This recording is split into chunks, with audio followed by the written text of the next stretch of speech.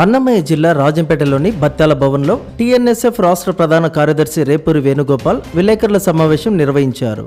ఈ సందర్భంగా ఆయన మాట్లాడుతూ వైకాపా ప్రభుత్వం విద్యా వ్యవస్థను నాశనం చేశారని మండిపడ్డారు. అందరికీ నమస్కారం. నిన్నటి రోజున అసెంబ్లీలో గవర్నర్ చేత ఈ వైకాపా ప్రభుత్వం అబద్ధాలు చెప్పిస్తూ ఉంది.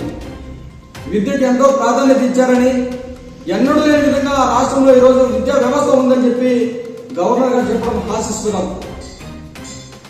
ఏ మంత్రి జగన్మోహన్ రెడ్డి అధికారంలోకి వచ్చిన తర్వాత ఉన్నత విద్యను పేద బడుగు విద్యార్థులకి దూరం చేశాడు. 77 జీవో తీసుకొచ్చి ఎంబీఏ కానీ ఎంసీఏ కానీ చేయాలంటే ఈరోజు చేసే పరిస్థితి లేదు.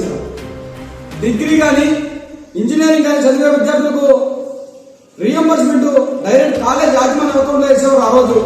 ఈ యొక్క జగన్మోహన్ రెడ్డి స్వార్థానికి విద్యార్థులు తల్లిదండ్రుల అకౌంట్ వేస్తారని చెప్పడం వల్ల ఈరోజు అనేక మంది విద్యార్థులు చదువుకు దూరమైన పరిస్థితి, అనేక మంది విద్యార్థులు అప్పులు పాలైన పరిస్థితి, అనేకమైన విద్యార్థులు ఈరోజు ఆత్మహత్య చేసుకున్నారు. రీఎంబర్స్మెంట్ రాక తల్లిలో అకౌంట్ వేస్తావు, త్రైమాసిక మాసాలు అన్నావు, ఇంతవరకు డబ్బులు వేసావా?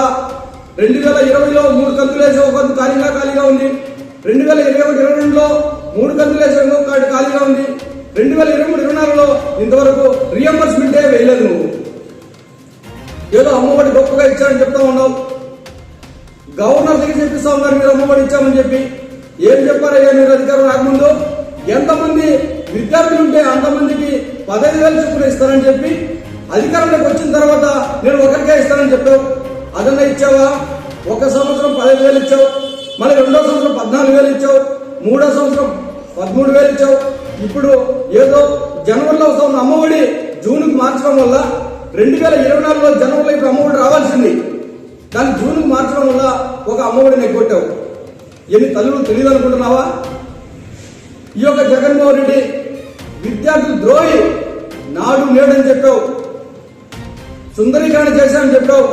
ఏదో చంద్రబాబు నాయుడు గారు కట్టినటువంటి బిల్డింగ్లకి నువ్వు రంగులు కొట్టుకొని ఏదో నాడు నేడు కింద సుందరీకరణ చేశాం. కార్పొరేట్ స్థాయిలో ఈరోజు విద్యా వ్యవస్థ, ప్రభుత్వ విద్యా వ్యవస్థ ఉందని చెప్తున్నావు. ఉదాహరణకి నందలూరులో గొల్లపల్లి ఉర్దూ పాఠశాలలో మొన్న పెచ్చులు ఊడి ఒక విద్యార్థి తల పగిలిందండి అయ్యా. అట్లున్నాయి గవర్నమెంట్ పరిస్థితులు, స్కూళ్ళ పరిస్థితులు. సంక్షేమ హాస్టల్ అయితే సంక్షేమాలు కూడిపోతా ఉన్నాయి. ఒకసారి చూడండి సంక్షేమ హాస్టల్ పరిస్థితులు ఎట్లున్నాయో. ఏ ఒక్క హాస్టల్ అయినా బాగుందా? ఇంతవరకు నువ్వు 5 సంవత్సరాలు అయింది ముఖ్యమంత్రి అయి సంక్షేమ హాస్టల్లో కనీసం వసతులు కూడా డబ్బులేని పరిస్థితి ఉంది. దోమలు పుట్టి అనేక రకాలుగా రోగాలు పాలై ఈరోజు విద్యార్థులు సంక్షేమ హాస్టల్లో చేరడానికి భయపడుతూ ఉన్నారు. సిగ్గు లేకుండా మళ్ళా వైకాపా ప్రభుత్వం వచ్చిన తర్వాత విద్యా వ్యవస్థకు ఏదో చెప్పినామని గొప్పలు చెప్పుకుంటా ఉన్నావు. నువ్వు ఈ గొప్పలు ఎవరు లేరు, సంసిద్ధంగా ఉన్నారు. నువ్వు సిద్ధం అంటా ఉన్నావు. రాష్ట్ర ప్రజలు సంసిద్ధంగా ఉన్నారు నిన్ను తాడేపల్లి ప్యాలెస్ పరిమితం చేయడానికి.